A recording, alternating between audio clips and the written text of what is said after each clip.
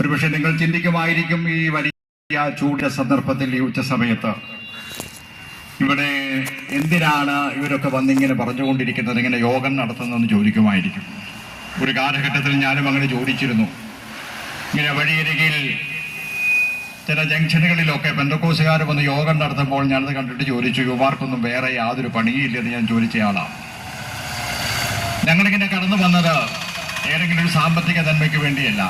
ഞങ്ങളെല്ലാവരും ഞങ്ങളുടെ സ്വന്തം കയ്യിൽ നിന്നും പണം മുടക്കി ആണ് ഈ യോഗം ഇവിടെ ക്രമീകരിച്ചിരിക്കുന്നത്. ആരും ഞങ്ങളെ സഹായിക്കാനില്ല. ഞങ്ങളെ എന്താണ് ഇതിനെ പ്രേരിപ്പിച്ചെന്ന് ചോദിച്ചാൽ ഞങ്ങൾക്ക് ഒറ്റ ഉത്തരമേ ഉള്ളത്, ക്രിസ്തുവിന്റെ സ്നേഹമാണ്. ക്രിസ്തുവിന്റെ സ്നേഹത്താൽ ഞങ്ങൾ മാത്രമല്ല, ലോകത്തെ പല പ്രദേശങ്ങളിലും പല രാജ്യങ്ങളിലും രഹസ്യമായും പരസ്യമായും ഇതുപോലെ സുവിശേഷ പ്രവർത്തനങ്ങൾ നടത്തപ്പെടുകയാണ്. എന്താണ് ക്രിസ്തുവിന്റെ സ്നേഹം? അത് ചുരുക്കമായി പറയുവാൻ കൊണ്ടമേറിയവൻ ആഗ്രഹിക്കുകയാണ്. ഇന്ന് ലോകത്തുള്ള ഏത് മനുഷ്യരും, തിരുവാതിക്കലുള്ള മനുഷ്യരടക്കം വിവിധങ്ങളായ പ്രശ്നങ്ങളുടെ മുഖത്താണ്. ചിലർ പരിഹരിക്കാൻ കഴിയാത്ത വ്യക്തിപരമായ പ്രശ്നങ്ങളിൽ കൂടി കടന്നു പോകുന്നു. ചിലർ വലിയ സങ്കീർണമായ കുടുംബ പ്രശ്നങ്ങളുടെ മുഖത്ത് കടന്നു പോകുന്നു. ചില മാതാപിതാക്കൾ തങ്ങളുടെ കുഞ്ഞുങ്ങളെ കുറിച്ച് ഓർത്ത് ഭാരപ്പെടുന്നു, ദുഃഖിക്കുന്നു. കുഞ്ഞുങ്ങളെ വഴി പിടിച്ച ജീവിതത്തെ കുറിച്ച് ഓർത്ത് ദുഃഖിക്കുന്നു. പലരും മദ്യത്തിനും മയക്കുമരുന്നിനും അടിമപ്പെട്ടവരാണ്. ചില ആളുകള് ഭേദമാക്കാൻ കഴിയാത്ത രോഗങ്ങളാൽ ക്ലേശിച്ചു കൊണ്ടിരിക്കുന്നു. ചില ആളുകൾ തലമുറകളായിട്ടുള്ള ശാപത്താൽ ബന്ധിതരായി വിധങ്ങളായ ക്ലേശങ്ങളിൽ കൂടി കടന്നുപോയിക്കൊണ്ടിരിക്കുകയാണ്. ചില ആളുകളൊക്കെ പറഞ്ഞ് ഞാൻ കേട്ടിട്ടുണ്ട്, ഞങ്ങൾ ധാരാളമായിട്ട് അധ്വാനിക്കുന്നുണ്ട്, പണമുണ്ടാക്കുന്നുണ്ട്, പക്ഷെ ഒരു പൈസ പോലും കയ്യിൽ നിൽക്കുന്നില്ല, കടമല്ലാതെ മറ്റൊന്നുമില്ല, കടബാധകൾ കൂടി പോയിക്കൊണ്ടിരിക്കുകയാണ്. വിവിധങ്ങളായ ജീവിത പ്രശ്നങ്ങളുടെ മുഖത്ത് ക്രിസ്തുവിനെ നോക്കി, ക്രിസ്തുവിൽ നിന്നും വിടുതൽ പ്രാപിച്ച അങ്ങനെ അനുഗ്രഹിക്കപ്പെട്ട ആളുകളായിട്ടാണ് ഞങ്ങൾ ഇവിടെ കടന്നു വന്നിരിക്കുന്നത്. ഞങ്ങളെ ക്രിസ്തു നിർബന്ധിക്കുന്നു. ഞങ്ങൾ അനുഭവിച്ച ആ സന്തോഷവും സമാധാനവും വിടുതലും രോഗസൗഖ്യവും നിങ്ങളോട് പങ്കുവെക്കുവാൻ ഞങ്ങൾ ആഗ്രഹിക്കുകയാണ്. ഞങ്ങളും ഇപ്പോൾ ഇവിടെ നിൽക്കുന്ന ആളുകൾ ക്രിസ്തുവിനെ രക്ഷിതാവായി സ്വീകരിച്ച ഒരു ജീവിതം നയിക്കുന്നവരാണ് എങ്കിൽ പോലും ഞങ്ങളുടെ പഴയകാല ജീവിതം ഇങ്ങനെ ആയിരുന്നില്ല. മദ്യത്തിനും മയക്കുമരുന്നിനും അടിമപ്പെട്ടവർ ഞങ്ങളുടെ ഈ കൂടെയുണ്ട്. അങ്ങനെ ആയിരുന്നവർ ഞങ്ങളുടെ ഈ കൂടെയുണ്ട്. വിവിധങ്ങളായ ക്രിമിനൽ കേസുകളിൽ പ്രതികളായിരുന്ന ആളുകൾ ഞങ്ങളുടെ ഈ കൂടെയുണ്ട്. വിവിധങ്ങളായ പ്രശ്നങ്ങളുടെ മുഖത്ത് ഇനി ജീവിച്ചിട്ട് കാര്യമില്ല എന്ന് പറഞ്ഞുകൊണ്ട് ആത്മഹത്യ ചെയ്യുവാൻ തീരുമാനിച്ച് അതിനുവേണ്ടി ശ്രമിച്ച ആളുകൾ ഞങ്ങളുടെ കൂടെയുണ്ട്. ഞങ്ങളെല്ലാം ക്രിസ്തു വിടുവിച്ചു, ഞങ്ങൾക്ക് സ്വാതന്ത്ര്യം നൽകി. ഞങ്ങളിന്ന് വലിയ സമാധാനവും സന്തോഷവും അനുഭവിച്ചു കൊണ്ടിരിക്കുകയാണ്. ലോകത്തുള്ള പല ആളുകളും പറയാറുണ്ട്, സമാധാനമില്ല, സ്വസ്ഥതയില്ല, കിടന്നാൽ ഉറക്കം വരുന്നില്ല. വലിയ സാമ്പത്തിക ചുറ്റുപാടുള്ള ആളുകൾ, അവരും ഇങ്ങനെ പല ആളുകളും പറഞ്ഞുകൊണ്ടിരിക്കുകയാണ്. ഒരു കാലഘട്ടത്തില് ജനങ്ങൾ, ചില ആളുകളൊക്കെ ആത്മഹത്യ ചെയ്യുന്നത് ജീവിക്കാൻ നിവൃത്തിയില്ലാതെ വരുമ്പോഴാണ്. സാമ്പത്തികമായ ദാരിദ്ര്യം, കടഭാരങ്ങളുടെ മധ്യത്തിൽ ആത്മഹത്യ ചെയ്തവരൊക്കെ ഉണ്ട്. പക്ഷെ ഇന്ന് മനുഷ്യൻ അംഗീകരിക്കുന്ന പല സെലിബ്രിറ്റീസും, സിനിമാ നടിമാര്, സമൂഹത്തിൽ ഉന്നത സ്ഥാനമുള്ള വ്യവസായ പ്രമുഖർ, ലോകപ്രശസ്തരായ ഡോക്ടേഴ്സ്, ഹൈക്കോടതിയിലൊക്കെ പ്രാക്ടീസ് ചെയ്യുന്ന അഡ്വക്കേറ്റ്സ് അടക്കം എത്രയോ പേരാണോ ഇങ്ങനെ ആത്മഹത്യ ചെയ്തുകൊണ്ടിരിക്കുന്നത്.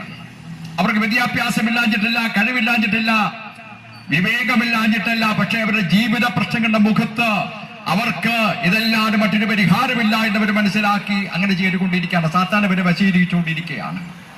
പ്രിയമുള്ളവരെ, ഞങ്ങൾ യേശുവിനെ വിളിക്കുന്നത് സമാധാന പ്രഭു എന്നാണ്. എന്താണ് സമാധാന പ്രഭു നിങ്ങൾ വിളിക്കുവാൻ കാരണം? ഞങ്ങളും ഇങ്ങനെയൊക്കെ ജീവിച്ചിരുന്ന ആളുകളാണ്.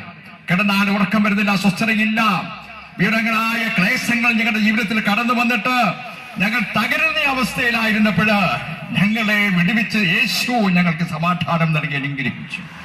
മാത്രമല്ല, മനുഷ്യന്റെ പ്രശ്നത്തിന്റെ കാതലായ കാരണം എന്താണ് എന്ന് നമ്മുടെ മഹർഷിമാർ എത്രയോ ആയിരക്കണക്കിന് വർഷങ്ങളായി ചിന്തിച്ച് അവരെ എത്രയോ വേദങ്ങളിലും ഉപനിഷത്തുകളിലേക്ക് എഴുതി വെച്ചു.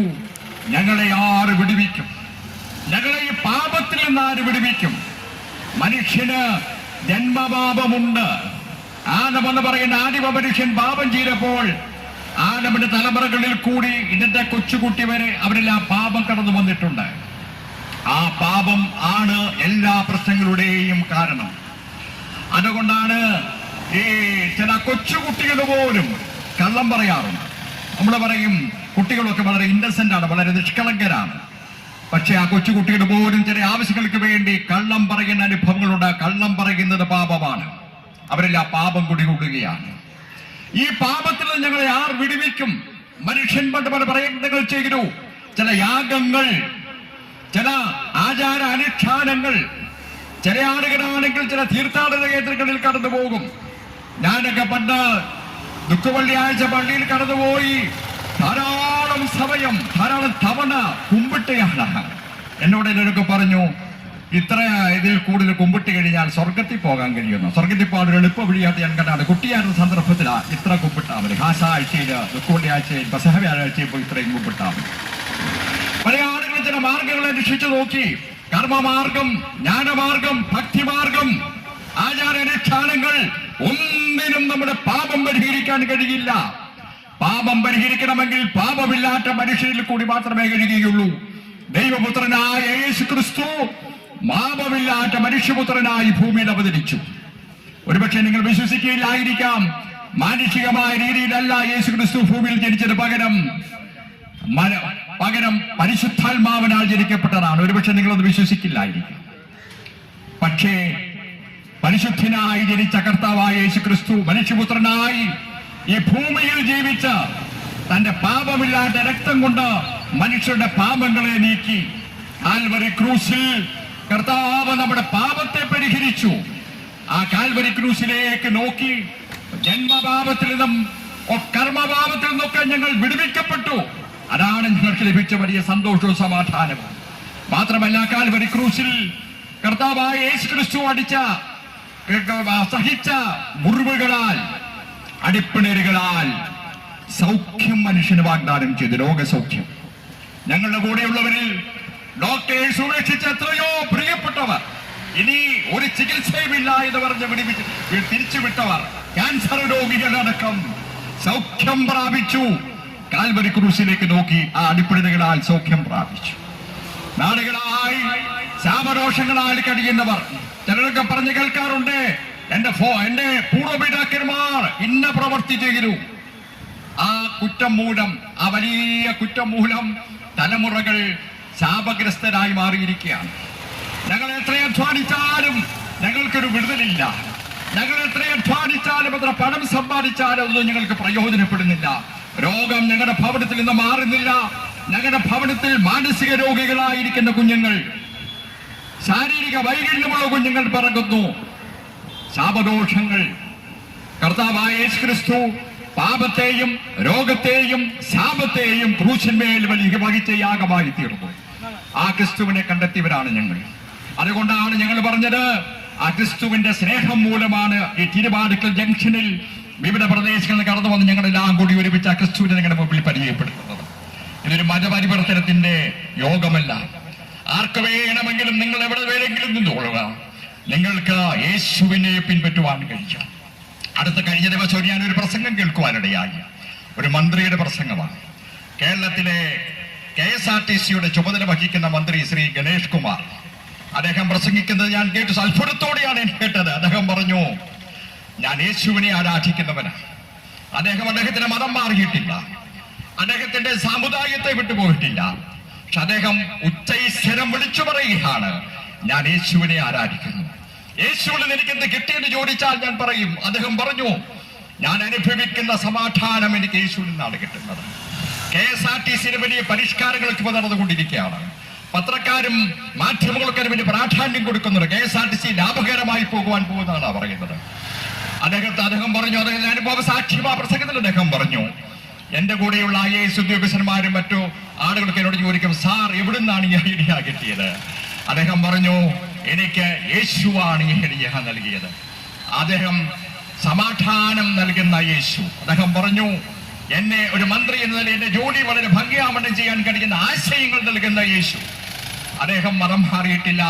അദ്ദേഹം നിൽക്കുന്ന സ്ഥാനത്ത് നിൽക്കുന്നു. പ്രിയമുള്ളവരെ, തിരുവാതിക്കൽ ദേശത്തുള്ള പ്രിയപ്പെട്ട സഹോദരങ്ങളെ, നിങ്ങളുടെ പ്രശ്നം എന്തുമായിക്കൊള്ളട്ടെ, യേശുവിന്റെ മുഖത്തേക്ക് നോക്കുക. യേശു ഒരു മതം സ്ഥാപിച്ചിട്ടില്ല. ക്രിസ്തുമതം എന്നൊക്കെ പറഞ്ഞ് ചില ആളുകളൊക്കെ നടക്കുന്നുണ്ടെങ്കിൽ അവരൊരു സംഘടനയുടെ ഭാഗമാ. ബൈബിളിൽ ക്രിസ്തുമതം എന്നൊരു മതത്തെ കുറിച്ച് ഇതുവരെയും പറഞ്ഞിട്ടില്ല. പകരം ക്രിസ്തുവിന്റെ മാർഗം എന്നാണ് പറഞ്ഞിരിക്കുന്നത്. ആ മാർഗത്തെ പിൻപറ്റിയവരാണ് ഞങ്ങൾ. ആ മാർഗം അനുസരിച്ച് ജീവിക്കുന്ന അനേക കോടി ജനങ്ങൾ ലോകത്തെ പല പ്രദേശങ്ങളിലുണ്ട്. ഇവിടെ വന്ന് ഞങ്ങൾ ഈ പറയുന്നത് പോലെ ലോകത്തിലെ പല പ്രദേശങ്ങളിലും പല രാജ്യങ്ങളിലും എല്ലായിടങ്ങളിലും ഇതുപോലെ സുവിശേഷം പ്രസംഗിച്ചുകൊണ്ടിരിക്കുകയാണ്. എന്തുകൊണ്ടെന്നാൽ ലോകം അതിന്റെ അവസാനത്തേക്ക് വന്നുകൊണ്ടിരിക്കുകയാണ്. ശാസ്ത്രജ്ഞന്മാര് പറയുന്നു താമസിയാതെ ഇതെല്ലാം അവസാനിക്കാൻ പോവുകയാണ്. പക്ഷേ നമ്മൾ ആ അവസാനത്തിന് മുമ്പ് ഒരു കാര്യം തീരുമാനിക്കേണ്ടിയിരിക്കുന്നു. നമ്മുടെ വ്യക്തിപരമായ തീരുമാനം. നാടൻ ഭാഷയിൽ പറഞ്ഞാൽ ഒന്നുകിൽ സ്വർഗത്തിൽ പോകുക അല്ലെങ്കിൽ നരകത്തിൽ പോകുക. ആത്മാവുണ്ട് എന്നുള്ളത് സയൻസ് തെളിയിച്ചിരിക്കുകയാണ്. ഞാൻ വിശദാംശങ്ങളിലേക്ക് പോകില്ല. ആത്മാവുണ്ട്. ഈ മനുഷ്യൻ മരിച്ചു കഴിഞ്ഞാൽ അവന്റെ ആത്മാവ് നിലനിൽക്കുന്നു സയൻസ് തെളിയിച്ചിട്ടുണ്ട്. ആത്മാവിന് പോകാൻ കഴിയുന്ന 2 സ്ഥലം മാത്രമേ ഉള്ളൂ. ഒന്നുകിൽ സ്വർഗം അല്ലെങ്കിൽ നരകം. എവിടെ പോകണമെന്ന് നമുക്ക് തീരുമാനിക്കാം. ആ തീരുമാനം വ്യക്തിപരമാണ്. ആ തീരുമാനമെടുക്കാനുള്ള സ്വാതന്ത്ര്യം നമ്മൾക്കുണ്ട്. ഒന്നുകിൽ ലോകത്തിലെ എല്ലാ സന്തോഷങ്ങളും അനുഭവിച്ച് തിന്നും കുടിച്ചും ഒക്കെ മറ്റെല്ലാ സന്തോഷങ്ങളും അനുഭവിച്ച് നരകത്തിൽ പോകാം. അല്ലെങ്കിൽ കർത്താവായ യേശുക്രിസ്തു ചൂണ്ടിക്കാണിച്ച വഴി, ആ ഇടുക്കമുള്ള വഴിയിൽ കൂടി പോകുവാൻ താല്പര്യമുള്ളവർ യേശുവിനെ രക്ഷിതാവായി സ്വീകരിക്കണം. അത് ഞങ്ങൾ ആ മാർഗം തിരഞ്ഞെടുത്തവരാണ്. അതുകൊണ്ട് ഞങ്ങൾക്ക് ഈ ലോകവുമായി ബന്ധപ്പെട്ട ചില ആളുകളൊക്കെ ഞങ്ങളെ കളിയാക്കും, ഞങ്ങളെ പരിഹസിക്കാറുണ്ട്. ഞങ്ങൾ സാധാരണക്കാർ, ഞങ്ങൾക്ക് സമൂഹത്തിന് വലിയ സ്ഥാനങ്ങളൊന്നുമില്ല, സ്ഥാനമാനങ്ങളൊന്നുമില്ല. എങ്കിലും ഈ സമൂഹത്തിൽ പല ആളുകൾക്ക് ലഭിക്കാത്ത വലിയ സന്തോഷവും സമാധാനവും ഞങ്ങൾക്കുണ്ട്. ഞങ്ങൾക്കൊരു പ്രത്യാശയുണ്ട്. എന്താണെന്ന് പറഞ്ഞാൽ ഞങ്ങൾ സ്വർഗത്തിൽ പോകും. ഞങ്ങളുടെ പ്രത്യാശ അതാണ്. ആ പ്രത്യാശയോടുകൂടിയാണ് ഞങ്ങൾ ഈ തിരുവാതിക്കൽ ജംഗ്ഷനിൽ വന്ന്, പ്രിയപ്പെട്ട സഹോദരങ്ങളെ, ഞങ്ങൾ നിങ്ങളോട് അപേക്ഷിക്കുകയാണ്. നിങ്ങളുടെ ഭാവി നിങ്ങൾ തകർക്കരുത്, നശിപ്പിക്കരുത്. കർത്താവായ യേശുവിലേക്ക് നോക്കുക, എന്നാൽ നീയും നിന്റെ കുടുംബവും രക്ഷപ്പെടും. പ്രിയപ്പെട്ടവരെ, നിങ്ങളെല്ലാവരെയും ഇതിലേക്ക് വേണ്ടി വലിയപൂർവം ആഹ്വാനം ചെയ്തുകൊണ്ട് ഞങ്ങൾ ഈ എളിയ മീറ്റിംഗ് ഇവിടെ അവസാനിപ്പിക്കുക.